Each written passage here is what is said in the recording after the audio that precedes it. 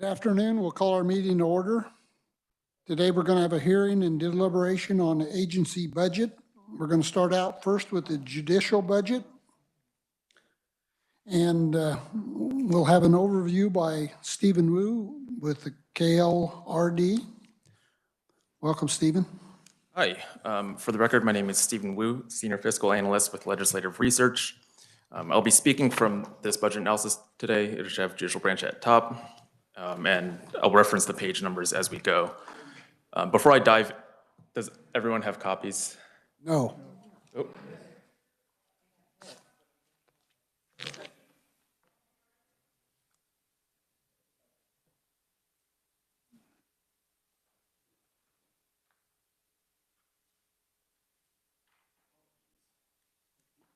Thanks, Stephen. Before I dive into it, I want to recognize that there are some folks from the Judicial Branch here that will be speaking after me to talk about the agency's operations. We have Chief Justice Marla Lukert of the Kansas Supreme Court. We have Chief Judge Jeffrey Gehring of the 18th Judicial District. We have a Court Administrator, Leah Welsh of the 3rd Judicial District. We also have Judicial Administrator Stephanie Bunton as well. And I also believe there are a couple pieces of written-only testimony. So just as a quick overview, as you'll see on the front, the primary function of the judicial branch is the administration of justice throughout the state of Kansas. And a quick note on the numbers you'll see throughout this document. The governor is statutorily required to pass along the judicial branch's budget as received, so I'm not going to cover the governor's recommendation. The numbers will be exactly the same as with the agency's request. So on the first couple of pages, you'll find an executive summary.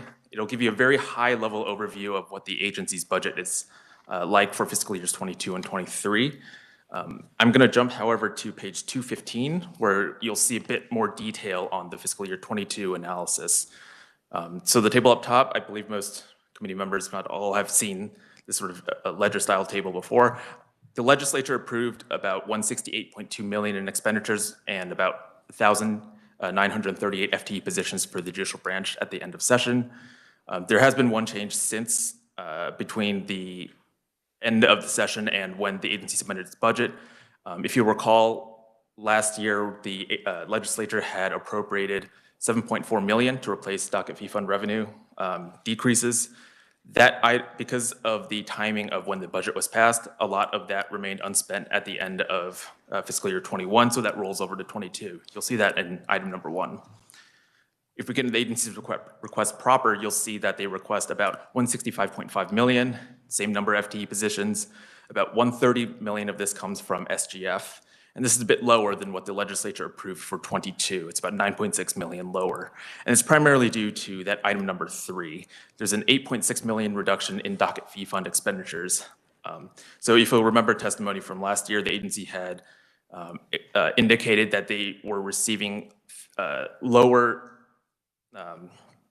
receipts in fee fund revenues, so causing the legislature to appropriate that additional funding. The agency has also lowered expenditures from the docket fee fund from about $27.3 million to about $18.7 million to sort of account for this. This change includes that $6.9 million that rolled over from that previous fiscal year from 21. These expenditures occur in a wide variety of categories. The judicial branch primarily spends it on salaries. Its budget is primarily for funding the salaries and wages of its employees, but they can occur in a wide variety of categories. There are a couple of other decreases that happened in 22. For example, in item number 4, you'll see about a $1.7 million reduction in e-court expenses. This is due to a change in how the fund for e-court gets its revenue. So up until fiscal year 22, the first $3.1 million in docket fee fund revenues gets deposited into the electronic filing and management fund, which is for e-court. From FY22 onward, that amount drops to about $1.5 million year to year. So you'll see a bit of a drop in expenditures from that fund. And that is largely in line with the rollout of e-court as the agency transitions from rollout to operations. The decrease also includes about $425,000 in capital improvements. There are 2 projects in this. There is about $175,000, all from docket fee funds, for a secure mailroom in the Judicial Center. And there's about $200,000, again, from the docket fee fund for the second phase of a Court of Appeals office relocation project. The second phase just involves remodeling some existing space for their staff now. Both of these items were approved by the Joint Committee on State Building Construction on February 10th of 2022. I'm going to jump directly into 23, which you'll see on page 218. For fiscal year 23, the agency requests about $177.7 million and 2,000 FTE. As a quick aside, the numbers you'll see in that table aren't, they don't reflect correctly. It's 2,000 FTE for fiscal year 23. So of this amount, about $148.3 million comes from SGF. This is a bit higher than in the previous year, about $12.2 million higher. And that's largely for a couple of items, which you'll see detailed in the next few pages. So first, we have item 1. The agency is requesting about 5.4 million SGF and 58 FTE positions for new judge and staff positions. So if we'll take a step back, in fiscal year 2020, the agency contracted with the National Center for State Courts for a weighted workload study for its employees. The study was completed in 21 and recommended that 20 new judges and 9 new staff positions were needed statewide. However, the judicial branch realized that implementing those recommendations would be would violate the statutory requirements for there being one district judge per judicial district throughout Kansas. So as a result, the agency solicited feedback from its chief justices, from its chief judges of the district courts throughout Kansas, and based on that feedback, they determined that they needed some bit more additional positions. Those total about 14 new district judges, 9 new district magistrate judges, 13 new court reporters, and 2 new administrative assistants. You'll see the detail of those positions as well as where they're located, the counties are located in, at the bottom of page 218 to the top of page 219. For that request, about $4 million is budgeted for salaries, about $1.6 million for fringe benefits, and a little over $210,000 for shrinkage. Another big change in fiscal year 23 is item number 2.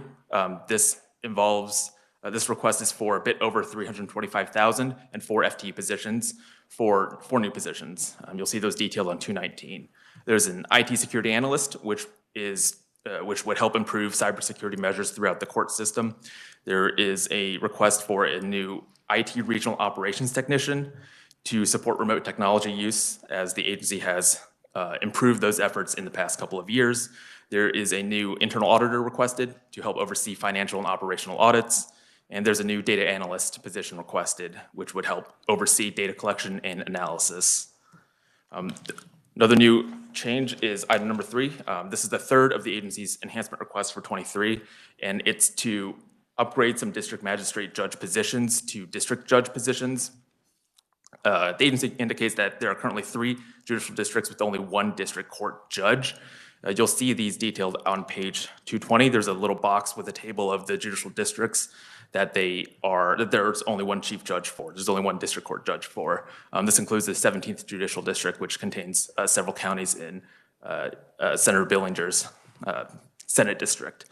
The thing to note here is that because there is only 1 judge within these judicial district, that judge also necessarily has to serve as the chief judge of that judicial district. So that adds an additional workload onto them. So this request would just upgrade some district magistrate judges to district judge positions when they are available. Item number 4, there's another increase of about $1.9 million from the previous year. This is all from SGF, and this is just the second year of the judicial salary plan that the legislature passed last year. This is a 5% increase.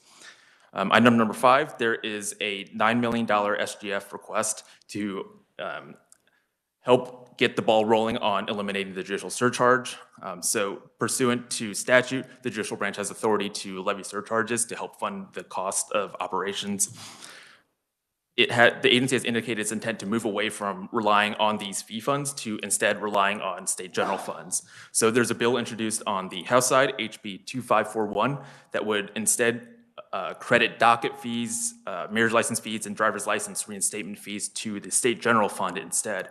So those fees would go to the state general fund, and in turn, the judicial branch requests to be funded from SGF in its entirety. The current surcharge order remains in place, but the chief judge Justice has indicated that she would rescind this order if the legislation passes, rescinding that, eliminating the surcharge. This funding also accounts for the docket fee fund revenue drops, as well as setting up the potential elimination of the surcharge. You'll see a bit of carryover in this on item number 6. There is a drop in SGF, about 6.9 million, and an increase in docket fee fund expenditures, about 3 million to compensate for the lack of carryover funds from the previous year. Item number 7 details a 1.1 million decrease for e-court servicing and maintenance. The system is transitioning from implementation to operations, so you'll see a bit of a decrease in costs as the agency focuses more on getting that running and maintaining its operations. And lastly, for 23, the agency includes about $400,000 for capital improvements. There are 2 items here. They're both $200,000 from the docket fee fund each. The first is an IT help desk to help provide statewide support for technology needs.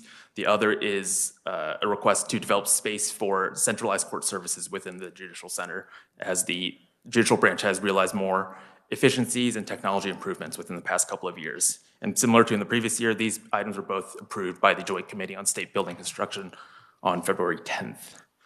There's a lot of other information remaining in the document.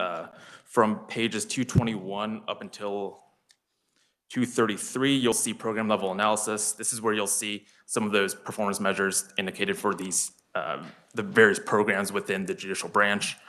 If you'd like some more detail on the capital improvements, you'll see that on the last 2 pages, 234 and 235. I'm not going to go into any of those in detail unless the committee would like.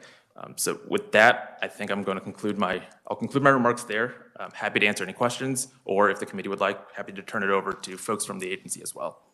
Are there questions for Stephen?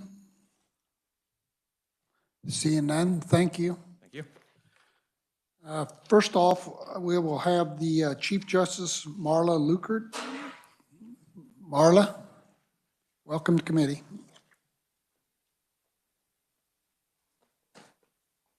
Thank you, Senator. Good afternoon, everyone. Thank you for the opportunity to allow us to present the Judicial Branch budget request. In January, I had the honor of speaking to you about the state of the judiciary. And in that address, I explained how the pandemic had really pushed the Judicial Branch forward. Our resilient workforce brought about a re-engineering of almost every step of the court process. Grant funding became available, and that really propelled us forward in our efforts to respond to Kansans' increased demand to have government services provided to them online where possible. Overall, I believe in the last 2 years, we have greatly improved our service to Kansans and increased access to justice. We could not have made those enormous strides in providing improved access to justice to all Kansans without your response to our budget needs last year. I stood before this committee a year ago and asked for very needed pay increases for both employees and judges. And you responded by committing to bring the pay of every employee position to market by July 1st, 2022. Those also included a 5% increase for judges in fiscal year 2022 and fiscal year 2023. This move has lifted employee morale, and we have seen improved qualifications in the applicants for many of our positions. You also have funded 70 new court service officer positions. These new positions have guaranteed that the branch has sufficient staff to perform our statutory duties. Overall, these increases have improved staff recruitment and retention of employees. With those changes, we still continue to face challenges on the 2 ends of our employee pay spectrum. At the lower end, our entry-level our entry-level clerk office positions have been difficult to fill. We are competing with rapidly increasing salaries across the economy for these positions. The other end of the spectrum that we continue to struggle is with our judicial employees. As of July 1st, after the first 5% increase, Our neighboring states paid their trial judges, on average, over $30,000 more per year than Kansas. And within Kansas, judge positions do not compete with the salaries that attorneys can command in both the private and the public sector. So while challenges remain, we are extremely grateful for the employee and judge increases you allocated last year. Today, we ask you to keep in place the second year of the plan you adopted last year. That would be the 5% increase for judges, and some employee positions will be receiving the second year of a 2-year phase-in to bring them to the market pay as calculated at the time we submitted our budget to the Division of Budget in the late summer of 2020. I mentioned that date of calculation because by the time we implement the last phase of that 2-year implementation, that calculation of market wages will be 2 years old. And as we know, we have experienced fairly substantial cost of living increases in that 2-year period. For that reason, I sincerely hope you will include judicial branch employees and judges in any cost of living increase you consider for state personnel. If we don't, we will have eroded the gains that were brought about by your heavy lifting of last year. Today, beyond closing the circle of the steps you implemented last year, we would ask for your help in 4 major areas of opportunity to continue to improve our ability to retain and attract the employees and judges that Kansans expect and deserve. First, we request you fund and fill some new judgeships along with support staff for those judges. Second, we request funding to convert 3 existing magistrate judge positions to district court judge positions. Third, in addition to the administrative support staff for the new judge positions, we request funding 9 additional administrative assistant positions in district courts and 4 new statewide positions. And finally, we ask to end our dependence on volatile and unpredictable fee funding by redirecting those funds to the State General Fund, and in return, appropriating State General Fund to the judicial branch in an amount equal to the projected revenue from those fees. Focusing a little on the detail of those 4 requests, we first request $5 million for 10 new district magistrate judge positions and 13 new judge positions, along with the administrative assistant and court reporter to support each of the 13 court judges. As Mr. Wu told you, this enhancement reflects data from the National Center of State Courts weighted workload study for judges as well as administrative assistants. That workload study showed that a need for more judges in some areas of the state. Mr. Wu has pointed you to the breakdown of where those positions are found. You'll also find that breakdown in a graph that's in my written testimony. As you will see, the need for more judges mostly exists in those areas of our state experiencing population growth. That growth has obviously occurred over time, excuse me. But Kansas has not created any new judge positions since 2008. So we have not kept pace with that increasing population. As a result, 13 of our 31 judicial districts lack the necessary judicial resources to efficiently manage the district's caseload. The workload study showed that 4 of those 13 districts need more judges than we are requesting this year. But we balance those needs with the budget and other considerations. These other considerations include, for example, the reality that some courthouses lack room for additional staff. In conversations with our chief judges, we have determined whether the district's needs would best be met by a magistrate judge, a district court judge, or in some cases, both. If you improve this enhancement, we will have magistrate judges in some districts, like Sedgwick and Shawnee counties, that currently have only district court judges. Our second budget request is for the $250,000 cost for converting 3 district magistrate positions to district judge positions. These conversions would take place in 3 judicial districts that have only 1 district court judge or 1 district judge in the entire county. Each of these districts consists of 6 counties, and each has 6 district magistrate judges in addition to the district court judge. These districts, as Mr. Wu said, are the 24th, which is in west central Kansas, the population center being Larned, and in the 12th and the 17th, both of which I think Senator Billinger and I would call north central Kansas. Some of you might call the 17th as being in northwest Kansas. It's all a matter of perspective, right? But by statute, only district court judges can hear some cases, and these are generally the more complex cases. This means that that 1 district court judge has to handle those complex cases for the entire 6 counties of that district, as well as carry out the administrative duties of being the chief judge of that district. Those duties and that responsibility for that caseload may result in slowing down the movement of some of those larger, more complex cases, including felony criminal cases. Converting 1 magistrate judge in each of those districts to a district judge would improve the effective and efficient management of those districts' caseloads. We are not asking to convert these positions immediately, but through attrition, meaning that upon the death, resignation, retirement, or removal of a current magistrate.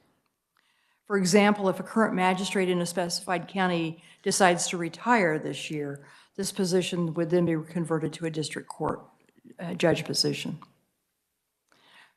Our other employment request is for about $325,000 to fund 9 judicial administrative assistants in district courts and 4 positions that would have statewide positions that would expand technology and court services.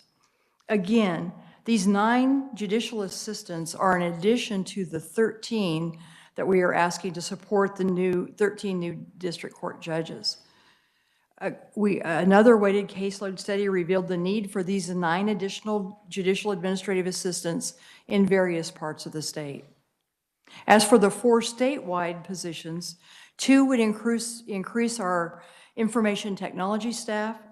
One of those would be a regional technology officer and the other a technology security officer. The regional IT position would assist district courts with our court operations technology that include our e-filing, our case management systems, as well as the other online services that we have created.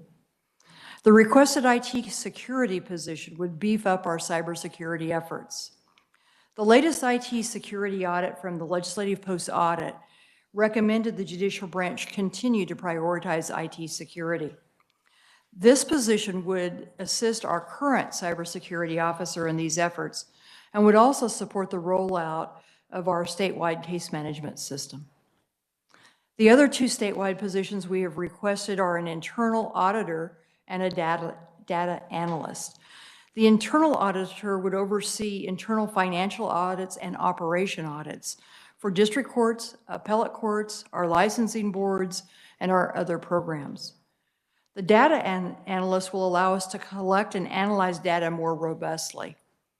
With the completion of our statewide case management system, the judicial branch for the first time will have a statewide system with uniform data points, and thus we will be able to compile more judicial branch data and statistics than ever before. Besides providing data for internal management of the judicial branch itself, you and other stakeholders often request data compilations and analysis. This position would assist us in being responsive to those requests, as well as helping us examine how to improve our operational efficiencies.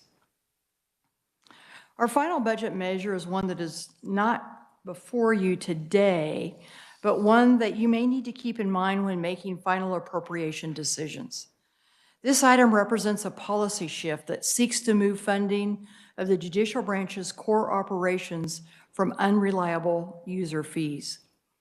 The bill would make the statutory changes to implement this policy is now in House Appropriations in the form of House Bill 2541.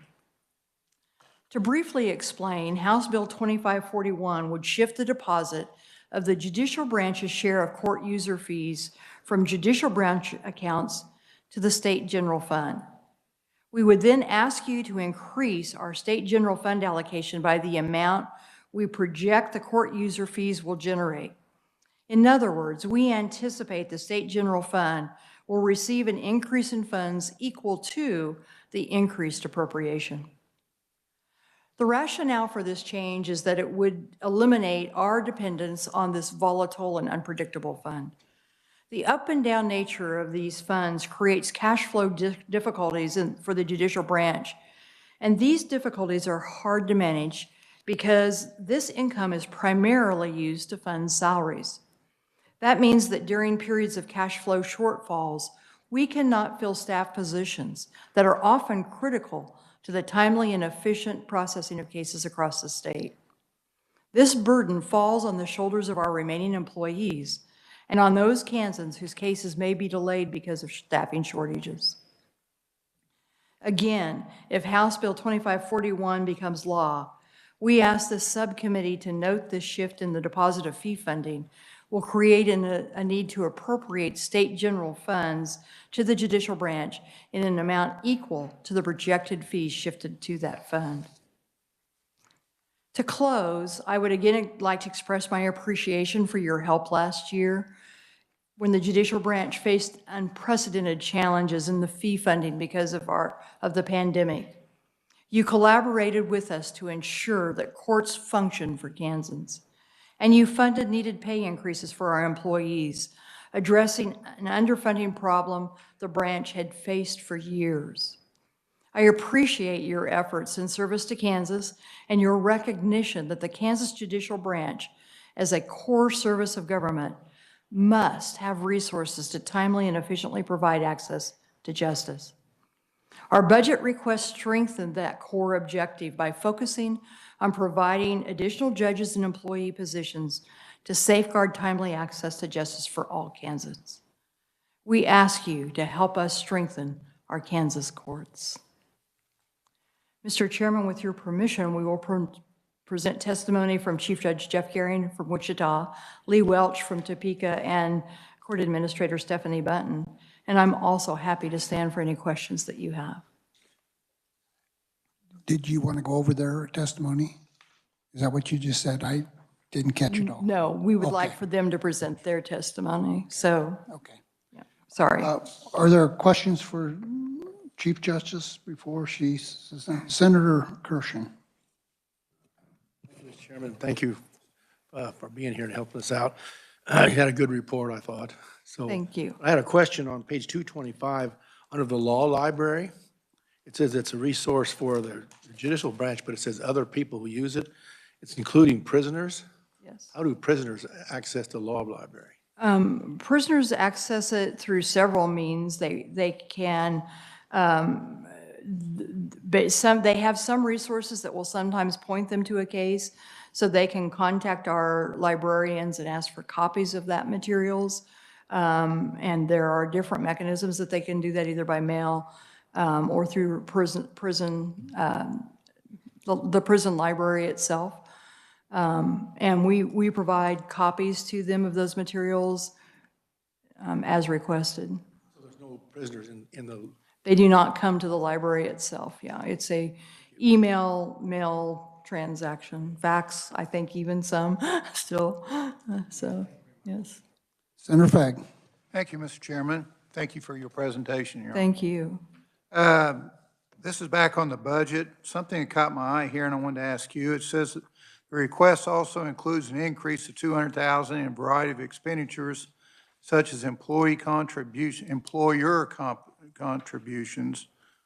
of the group health insurance. I don't think I've run into that yet. I was just wondering what kind of increase, or what was the thought process on that? You know, that is a question that will be better directed to Ms. Bunton, who prepared the actual budget. If I can step aside, I'll let her take that question. I like the sound of that. I just wondered, that's the first time I've seen that somewhere. So Please state your name. yes, I'm Stephanie Button, Judicial Administrator. And so we have nearly 2,000 employees and judges. And so what we do when we prepare the budget is we pull for that year how many people are on health insurance, have enrolled in health insurance, and then we make the estimate based on that. And so there's quite a bit of fluctuation from year to year based on that updated data. Like some people will pick up family plans, or more people will have a health insurance in one year than another. So you're saying there'll be an increase of $200,000 just from normal increases? Normal increases year to year. Okay, all right, thank you. You're welcome. Any other questions? Seeing none, Chief Justice, thank you for taking time to be here today, and I'm very good report. I agree with my colleagues, and thank you you for again. that, and thank you for giving us this opportunity. Next, we'll have the Honorable Jeffrey Goring, Chief Judge of the 18th Judicial District in Sedgwick, on WebEx. Are you there? I am.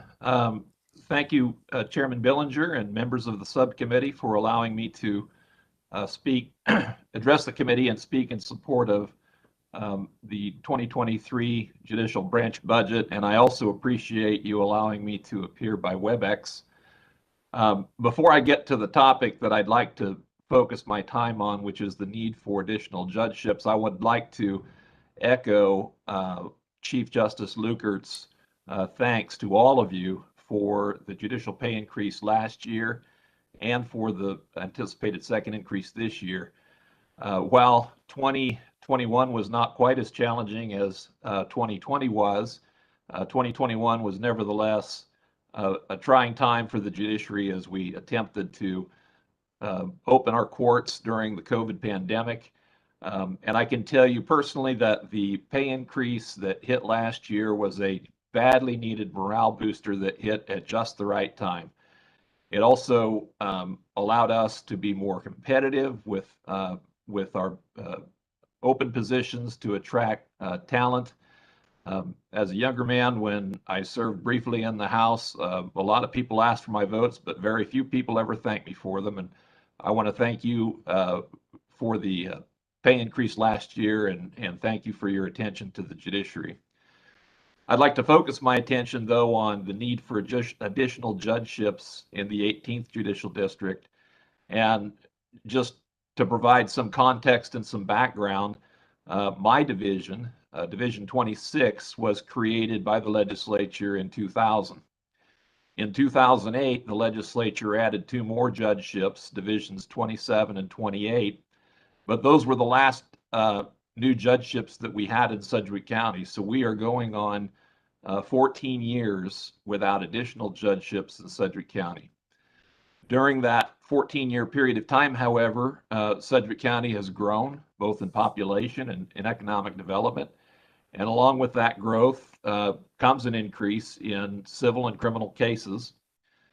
The last weighted caseload study that was performed by the National Center for State Courts, that was referenced by Chief Justice Lukert and others, indicated that Sedgwick County was recommended to need 14 additional judges. Now, I'm not asking for 14 additional judges, and that's not what we're presenting here today. But I do bring this study up because I think it is some independent confirmation that our case numbers in Sedgwick County point to the need for additional judgeships. One of the things that we've attempted to do in Sedgwick County last year was to streamline operations so that we could try more cases to get at the COVID glut that was created in 2020. So one of the things that we've done with that is to create a preliminary hearing docket. That docket is currently being run by pro tem judges that are being funded through ARPA money. And as you all know, ARPA money is not a permanent fix. It is a temporary tool, and it is our hope that we would get additional judgeships in Sedgwick County that would take over that docket from temporary pro tem judges that are currently running it. Additionally, as some of you may know, that there has been a push in the community and by local and federal leaders to have a Veterans Treatment Court established in Sedgwick County. I've been contacted by Senator Moran's staff, Senator Jerry Moran's staff, and I know that they are working for federal funds to help establish a Veterans Treatment Court in Sedgwick County. There is great excitement by the people at the local level to establish such a treatment court. But to establish that sort of a treatment court means expanding dockets, and that means that the judiciary has to expand as well, and the bench has to expand as well in order to absorb those dockets. Additionally, there's been some interest expressed by local county leaders and by members of the community to establish a mental health treatment court in Sedgwick County. Again, it's a very good idea, and there's a lot of excitement, but here again, we need judicial resources to expand dockets to include these new specialty courts. And finally, I would like to also note the issue of the current caseload, which was caused by the pandemic. I want you all to know that I have done everything that I could as the Chief Judge of the 18th Judicial District to keep this courthouse in Sedgwick County open and running as best that I could. I can tell you that we have, in 2021, Sedgwick County was not idling in place. Our courtroom or our courthouse was open. We tried 51 criminal jury trials in 2020. And we tried in 2021, and we tried 16 civil jury trials in 2021. So we are open for business and we're running. But the fact of the matter is that it is easy to create a backlog and very hard to eliminate it. And we are working as best we can to get at that backlog. And at the same time deal with cases that keep coming down the pike in the normal course of things. And we are in great need of additional judgeships in Sedgwick County to be able to maintain the operations that we have and to eat away at the COVID backlog of cases. So the request from Sedgwick County is that we would like 3 new judgeships in Sedgwick County. Our current request is for a district judge and 2 magistrate judges. It is a bit of a culture change for Sedgwick County to ask for magistrate judges. We've never had them in the 18th Judicial District, but we recognize that magistrate judges have their place, and they would allow us to more efficiently make use of the talents of our district court judges. And we certainly have room for them, and we certainly have dockets for them. So thank you so much for your time and attention. Thank you for the pay increase, and I'm happy to stand for questions at the appropriate time. Thank you. I guess I have a couple right off. You said 2 magistrate and 1 district. We're showing 2 district and 1 magistrate. I'll take either one. Okay. Anyway, that was my question there. And then the other question is pro tem judges. How many of them do you have, and where do you find them? So pro tem judges are, lawyers in the community that agree to be appointed to hear certain cases. So we use pro tem judges for the protection from abuse and protection from stalking dockets. We use pro tem judges for small claims cases and to adjudicate those cases that get appealed from the county code enforcement docket. And it is harder than you think to find those pro tems because a lot of them have active practices, and sometimes it's difficult to get those folks to serve the pro tems that we have running the preliminary hearing docket are all retired district court judges. So we have Judge Owens, Judge Burgess, Judge Wilbert, and Judge Centeno, all former judges of the Sedgwick County District Court that are serving in that capacity. But they are a temporary solution to a permanent problem. Thank you. Other questions? Senator Fagg. Thank you, Mr. Chairman. Thank you, Your Honor. Do you know in this, the National Center for State Courts, what that costs for that study? I don't. I think Stephanie Button, the court administrator, may have the answer to that, but I don't have the answer off the top of my head. Okay. And my second question, how many magistrate judges do we have in the state of Kansas, and how many district judges? I don't have those numbers either. The district judges far outnumber magistrate judges, and historically we've not ever had any magistrate judges in Sedgwick County, but they're they have a place and they have a valuable part of the judicial system, and we could sure make use of them. Kind of where my thought process is going on this is, when you look at the state of Kansas in the last 10 years, what our population has done, and all of a sudden we need more judges. So I didn't know if shifting some more to Sedgwick County and fewer in the country, I didn't know. When we look at 80 counties in the state, if it went down in population. Sure. And how that fits into the process, or are we just having more people getting sued? I don't know. Well, I suspect that some of that urban flight, or that suburban flight from the rurals, are people moving into more urban districts such as Sedgwick County. I can't really speak to the need for judgeships in other areas and other districts in Kansas. I can tell you that we have the need in Sedgwick County.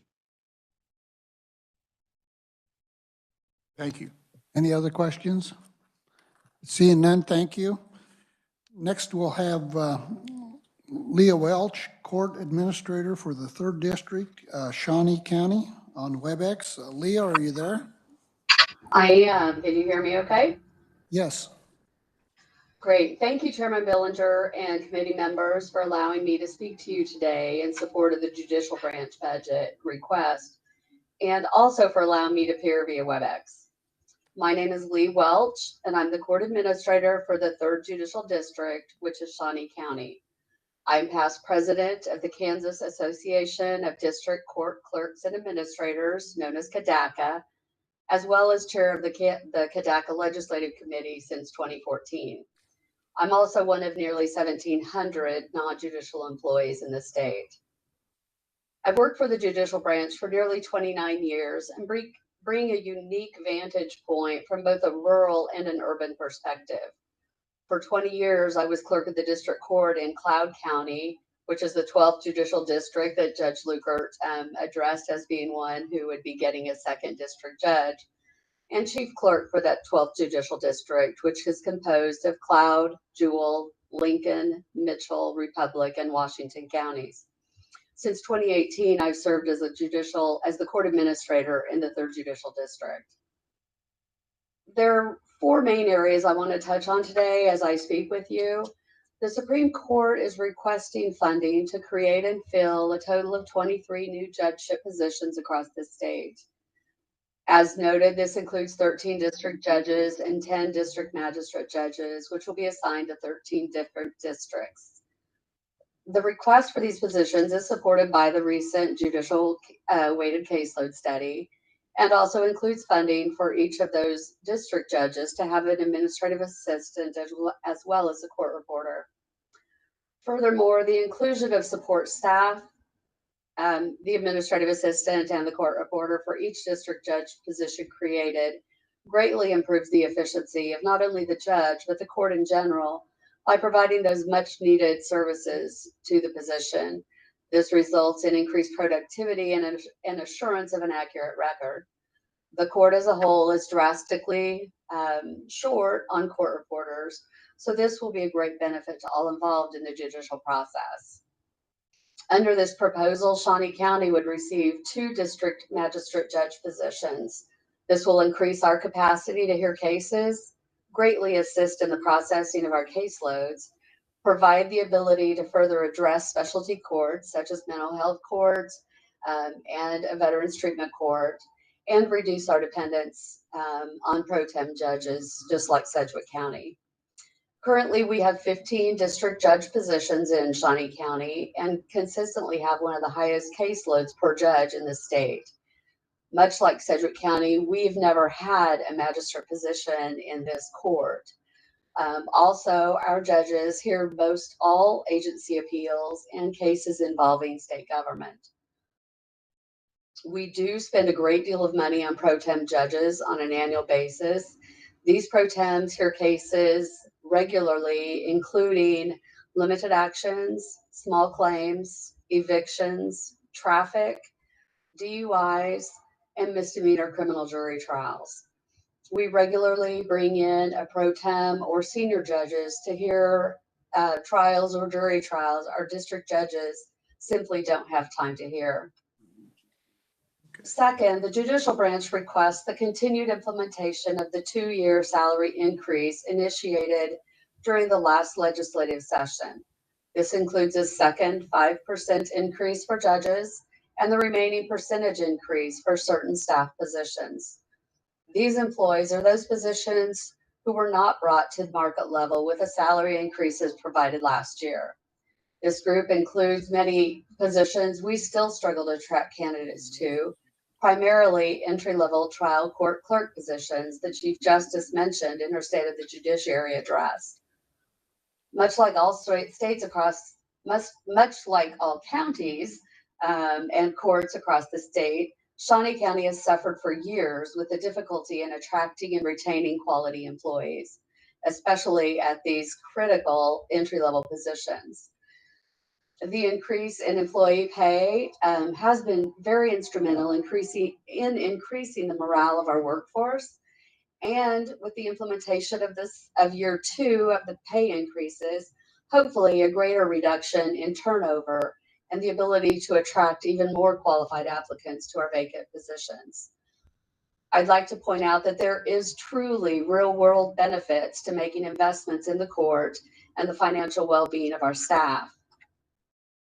Next, by including judges and non-judicial employees in any COLA for state employees, all state of Kansas employees will be treated in a fair and equitable manner when it comes to state-funded cost of living adjustments. In addition, it keeps the pay of employee positions much closer to the actual market rate after all of the hard work that was put in by the legislature last year to work towards getting our staff towards market level pay. And finally, the request for an allocation of state general fund dollars to offset the current process of utilizing fee funding to support judicial branch core operations. By redirecting the deposit of those court fees to SGF, it should offset our increased SGF request, since that is based on the projected collection of fee revenue and should therefore be net neutral. The proposal to shift funding, as noted previously, is being handled in House Bill 2541 and is separate from the judicial branch budget request.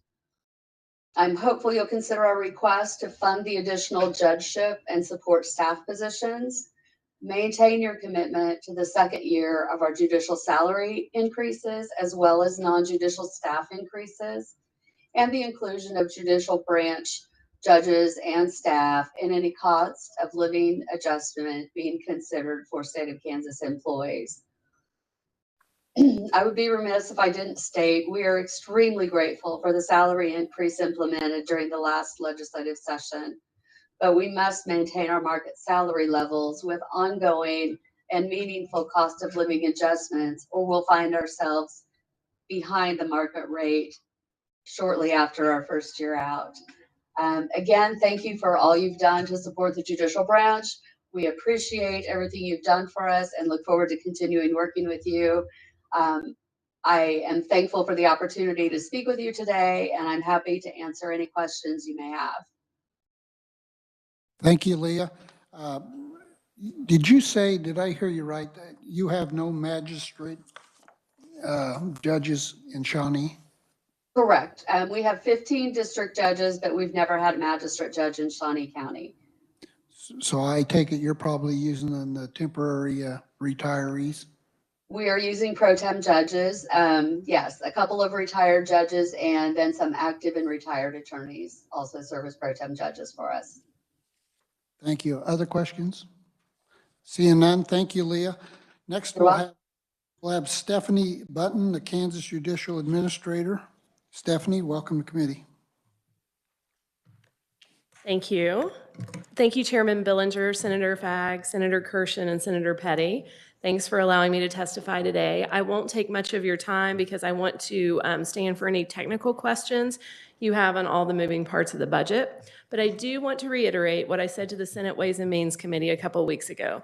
We're so appreciative of the appropriation you made to bring all employees to last year's market rate by this July 1st, and for the increase you gave to judges. As you heard from the court administrator in Shawnee County, that measure has made a profound positive change. Our local court administrators are reporting statewide that they are seeing some of the best qualified applicants that they've seen. When I've been in local courthouses, the morale is much improved, offices are staffed. We're so grateful for your efforts in funding the judicial branch budget. The shift in employee morale is amazing. As Chief Justice Luckert mentioned, there's a bill that is currently in the House that would shift deposit of fee funding to fund core judicial branch operations to SGF. If the bill is enacted, we would need to have the shift to an additional SGF appropriation for our budget. We would work with Stephen and Jill in the revisor's office for that number, but right now that's probably in the ballpark of about $27 to $28 million. So with that, in closing, we look forward to continued collaboration with you to ensure the judicial branch is equipped with the resources necessary to perform its critical functions of government. And I will address a couple of questions you had earlier, and then I'm happy to answer questions. But so Senator Fagg, you had the question about the number of judges. We have 79 district magistrate judges, 167 district court judges, 14 Court of Appeals judges, and 7 Supreme Court justices, for a total of 267 judges. And then you asked about the cost of the weighted caseload study. I have asked the assistant financial officer to pull that information from me. I don't want to give you an inaccurate number. I believe that we actually paid for 3 studies in one, which was a court reporter weighted caseload study, an administrative assistant weighted caseload study, and a judge's weighted caseload study. We originally had one done, and I believe it was 2011 that was paid for with grant funding, but we did pay for the one we had most recently. So it's recommended to do a new one every 5 to 7 years.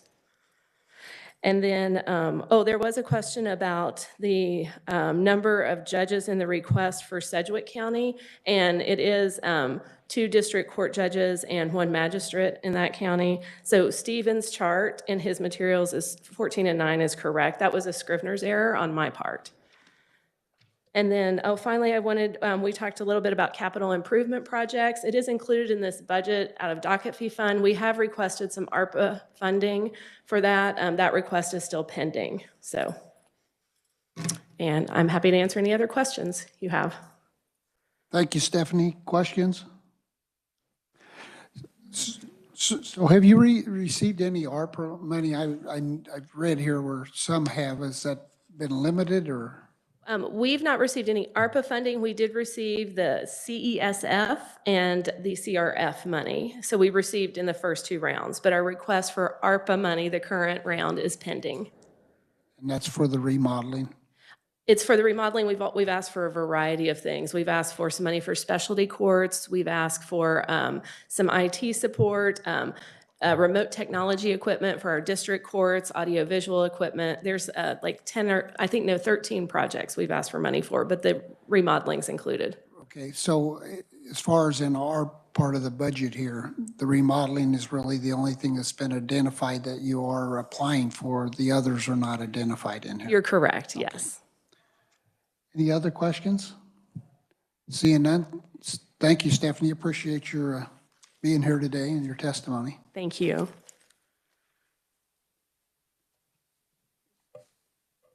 Well, committee, I think we'll just go ahead and deliberate this while we're here. And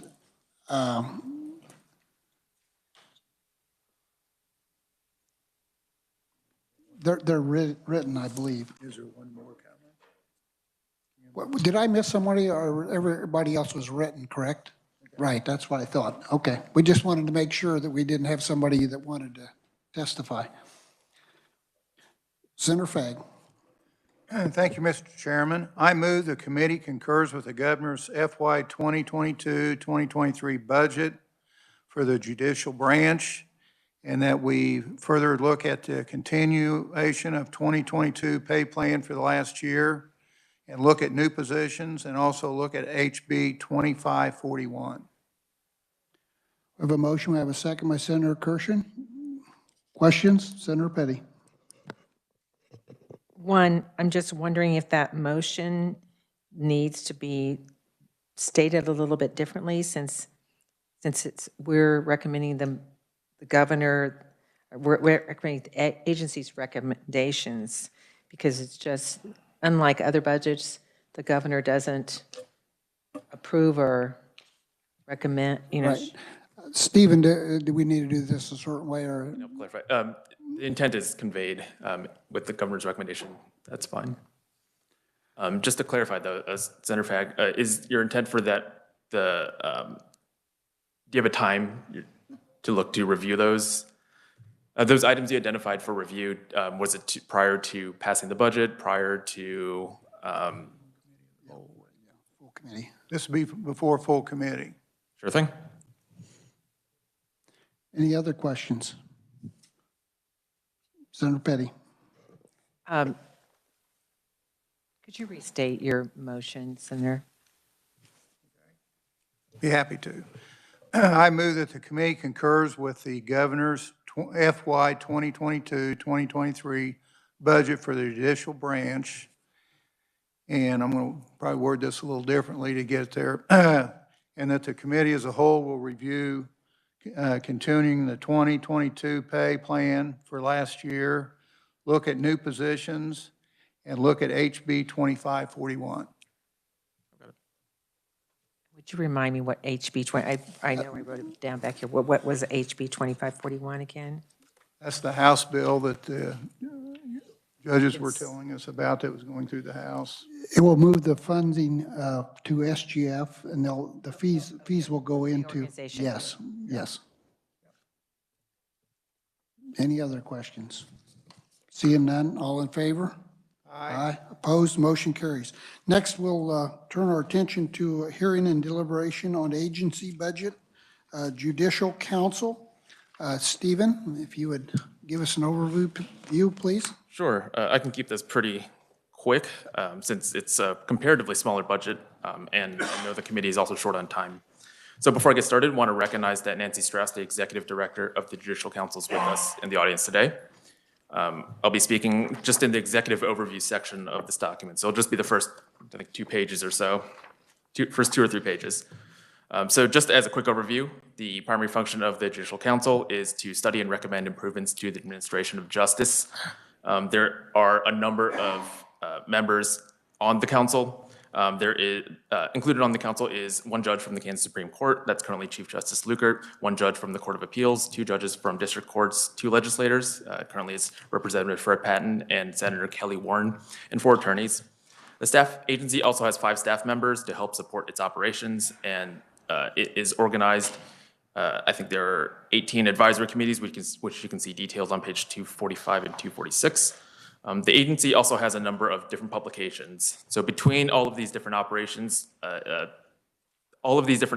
drive the agency's costs and numbers that you see reflected on this page. Similar to the judicial branch, the governor passes this budget along, so I'm not going to cover the governor's recommendation. The numbers will be the same as with the agency request. So on the executive summary for 22, which you'll see on page 237, The agency requests about $618,000 in expenditures and 5 FTE positions. There are no SGF allocations here. This is a bit less than what the legislature approved. There's a slight decrease for some personnel changes with an administrative assistant, and there's some slight decreases for reductions in fringe benefit costs. Part of this is due to the Capers bonding bill that passed last year. We'll see some decreases in employer contributions. Moving on to 23, you'll see on page 238, the agency requests about $625,000 and 5 FTE positions. Again, no SGF here. This is a bit higher than in 22. This is largely due to an increase in expenditures for attorney fees associated with registration of copyrights with the U.S. Copyright Office. And these services are part of the regular publication process, and they occur as the agency produces their publications. There's also some slight increases for small adjustments like vehicle mileage, printing costs, and OITS services. Those are just slight variations from year to year. You can find some details on the advisory committees, like I mentioned, on page 245, and some details on performance measures later on in the document in about page 248. I know I went through that fairly quickly. Would be happy to clarify or answer questions on any of that. Otherwise, would turn the mic over to Executive Director Strauss.